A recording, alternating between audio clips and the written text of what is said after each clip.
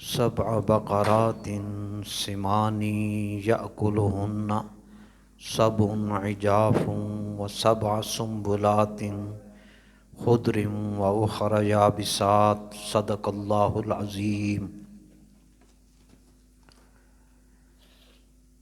محبت سے درود شریف الصلاۃ والسلام علیک یا سیدی یا رسول اللہ وعلی آلک واصحابک یا سیدی یا حبیب اللہ۔ قرآن مجید کی فضیلت، اہمیت اور حکمرانی کا وہ معیار جو قرآن مجید نے عطا فرمایا، اور بالخصوص جو الیکشن 2024 کا 8 فروری کو ہو رہا ہے، اس کے حوالے سے قرآن مجید کی ہدایات، یہ موضوع ہے آج کا۔ سب سے پہلے جس پاک کلام کی ہم نے تلاوت کی، اس کی اہمیت عرض کر رہے ہیں۔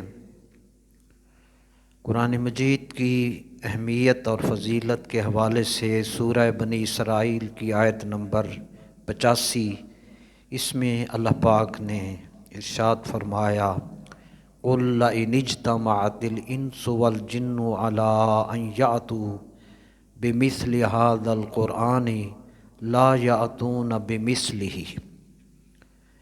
اے حبیب صلی اللہ علیہ وسلم، آپ کہہ دیں کہ اگر سارے انسان اور سارے جن اکٹھے ہو جائیں اس چیز پر کہ اس قرآن کریم کی مثل پیش کریں، لے آئیں، تو وہ ہرگز نہ لا سکیں گے۔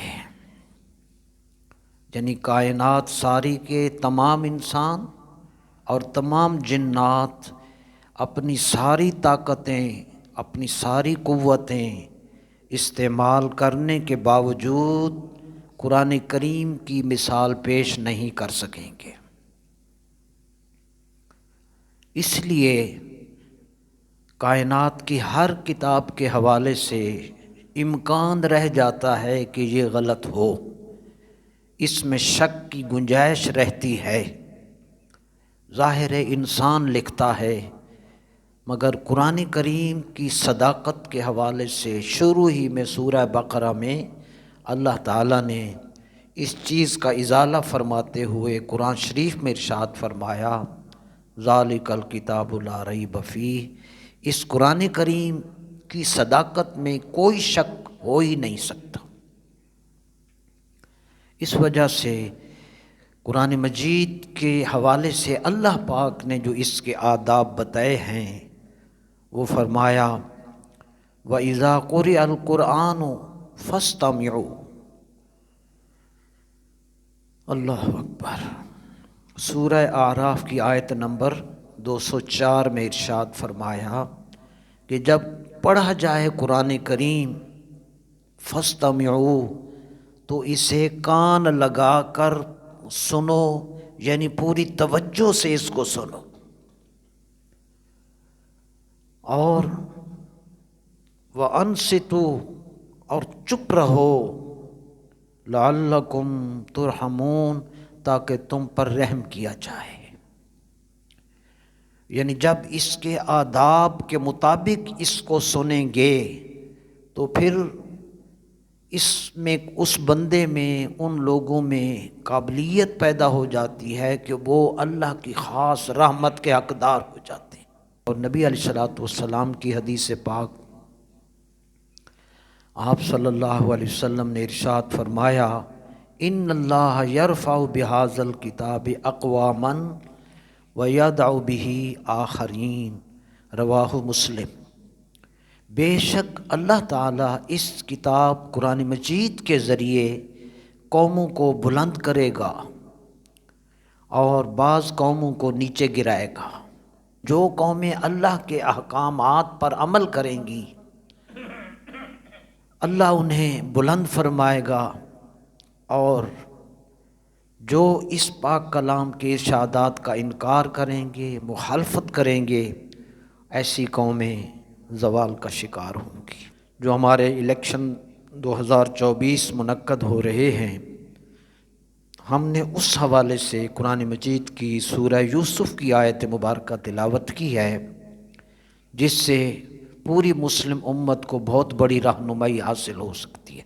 وقال الملک انی ارا سبع بقرات سمان یأکلہن سبع عجاف وسبع سنبلات خضر وأخر یابسات۔ سورہ یوسف کے مطابق مصر کے شاہ اعظم جس کا نام تھا ریان بن ولید، اس نے خواب دیکھا تھا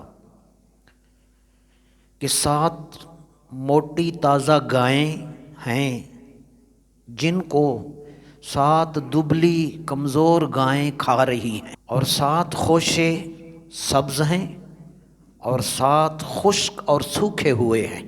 یہ اس نے خواب میں جب دیکھا تو بیدار ہو کر اس نے اپنی کیبنٹ کے جو اعتماد والے وزراء تھے، دانشور تھے، ان سے اس کی تعبیر پوچھی کہ اس خواب میں آنے والے مصر کے حالات سے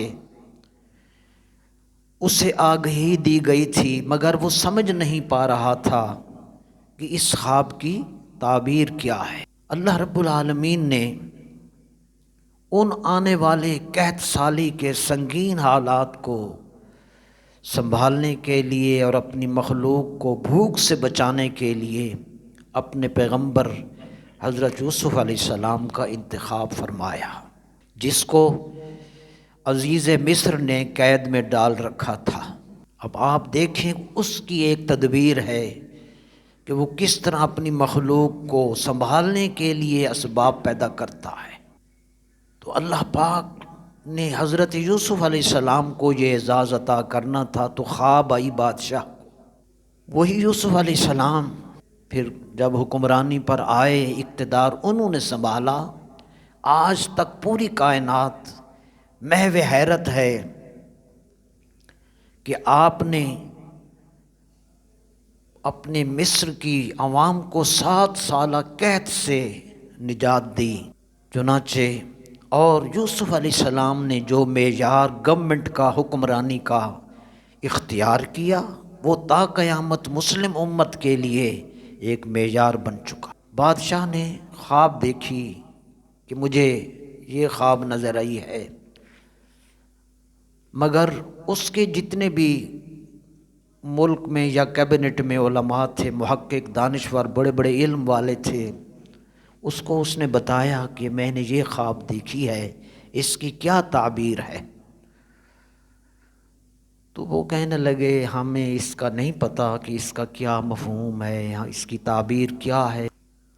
تو آپ کمپیئر کرتے جائیں گے کہ اہلیت اور ایک ظاہری شان و شوکت میں فرق کیا تھا۔ یوسف علیہ السلام کی عظمت یہ تھی کہ مالک نے ان کو نبوت سے سرفراز بھی فرمایا تھا اور ان کو علم بھی عطا فرمایا تھا۔ نعلمہ من تعویل الاحادیث، سورہ یوسف، اللہ پاک فرماتے ہیں کہ ہم نے ان کو علم، چیزوں کے حقائق کا علم ہم نے ان کو عطا کیا تھا۔ یوسف علیہ السلام کے پاس صلاحیت تھی، علم بھی تھا۔ چنانچہ وہ خواب جو بادشاہ نے دیکھا تھا، اس کی تعبیر جب دانشور نہ بتا سکے، یہ اللہ کی شان ہے کہ وہی خواب جب بادشاہ کا ایک نمائندہ جیل میں وہ خواب بادشاہ کا لے کر گیا، تو جس خواب کی تعبیر بڑے بڑے نہ بتا سکے تھے، یوسف علیہ السلام نے 1 منٹ میں سب کچھ بتا دیا، کوئی دیر نہیں لگائی۔ حضرت یوسف علیہ السلام نے جیل میں وہ تعبیر حرف بحرف بتائی۔ ایک یونیورسٹیوں کا علم ہوتا ہے، ایک اللہ کا عطا کردہ نبوت کا علم ہے، اس کی بات ہی اور ہے۔ اور بتایا کہ یہ جو 7 گائے ہیں اور یہ اس لیے دکھائی گئی ہیں کہ 7 سال کا قحط آ رہا ہے، یہ 7 کا عدد بتا رہا ہے کہ قحط آئے گا۔ پتلی گائیں موٹی کو کھا رہی ہیں، یعنی وہ 7 سال کا جو ڈیوریشن ہوگا اس کی وجہ سے تکلیفیں آئیں گی، بارشیں رک جائیں گی۔ پوری تعبیر جب بادشاہ کے پاس پہنچی یہ ہوتی ہے کہ ایلیجیبلٹی، اہلیت، انٹائٹلمنٹ جس کو ہم کہتے ہیں کہ اقتدار اور حکمرانی کا معیار کیا ہے۔ بادشاہ مصر کو جب یہ تعبیر سامنے آئی تو وہ کہنے لگے یہ قید میں ہے جس نے یہ تعبیر بتائی ہے۔ وہ بڑا متاثر ہوا، اس نے اپنا بندہ بھیجا کہ یوسف علیہ السلام کو لے آؤ، رہا کر دو، لے آؤ میرے پاس۔ کئی سالوں سے روایت میں موجود ہے، بہرحال وہ ایک الگ بات ہے۔ تو قید میں جب وہ آیا،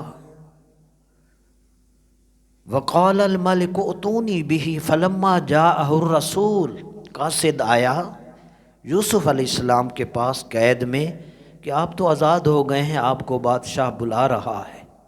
یہاں نبوت کے علم کی عظمت کا آپ اندازہ لگائیں۔ یوسف علیہ السلام کو جب یہ پیغام ملا کہ مجھے رہا کر دیا گیا ہے تو بجائے اس کے کہ خوشی سے اچھل پڑتے اور باہر آ جاتے، نہیں، آپ نے فرمایا ارجع الی ربک فاسألہ ما بال النسوۃ اللاتی قطعن ایدیہن،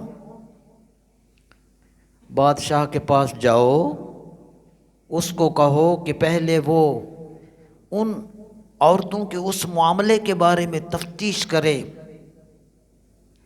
کہ جن عورتوں نے انگلیاں کاٹ لی تھیں ان کا کیا معاملہ تھا جس کی وجہ سے مجھے قید میں رکھا ہوا ہے، میں باہر نہیں آتا۔ یہ بصیرت ہے۔ اگر اس کے بغیر یوسف علیہ السلام باہر آ جاتے تو الزام قائم رہتا، کوئی نہ مانتا، وہ جی ہمیں بادشاہ بن گئے نہیں ہے۔ آپ نے کہا نہیں، میں باہر نہیں آتا، ارجع الی ربک، اپنے بادشاہ کے پاس واپس جا، وہ انویسٹیگیشن کرے، تفتیش کرے کہ وہ عورتوں کا کیا معاملہ تھا جس میں قید میں ہوں، تفتیش کرے۔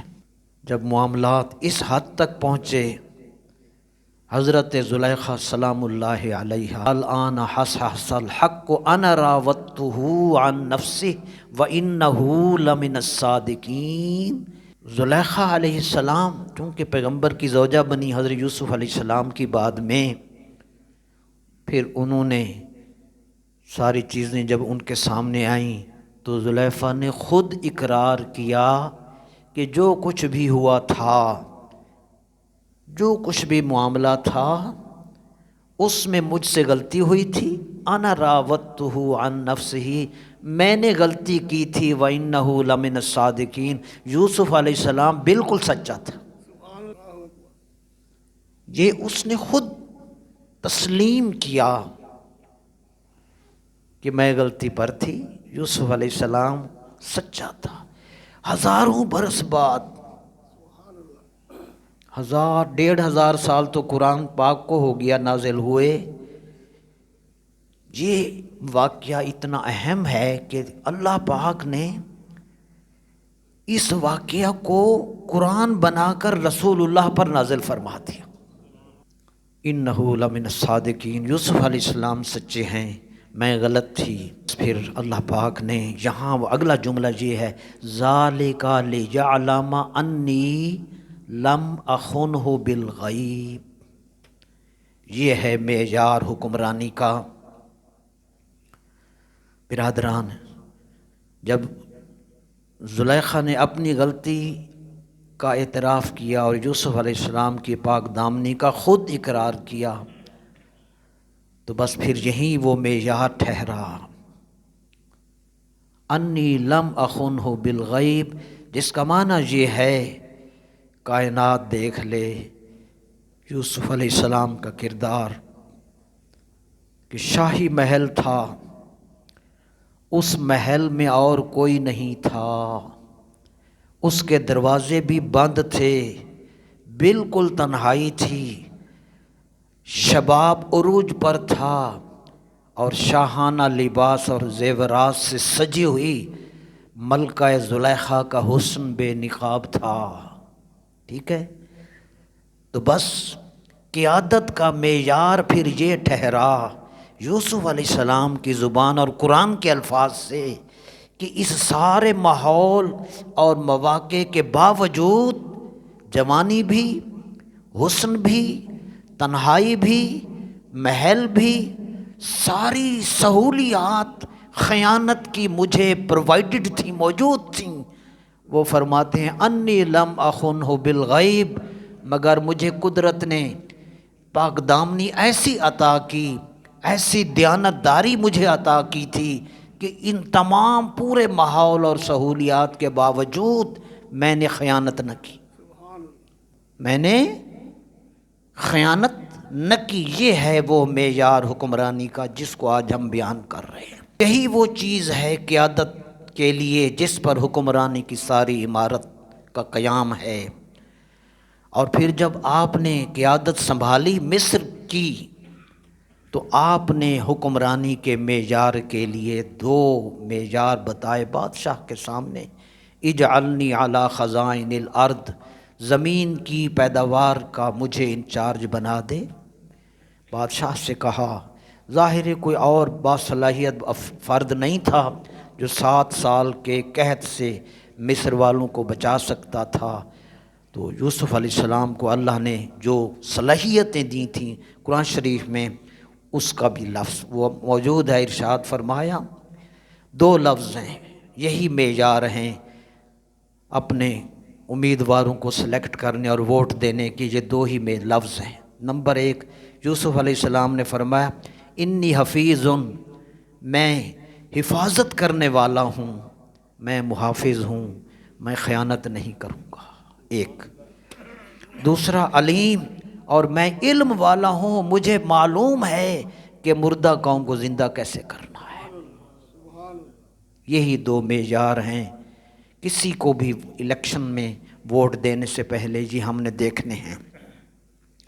برادران، اس میں دیانتداری کا ذکر اللہ نے پہلے کیا اور علم کا بعد میں کیا۔ یہ بتا دیا کہ سب سے بڑا معیار ہے دیانتداری، اس کے بعد ہے علم۔ اللہ اکبر۔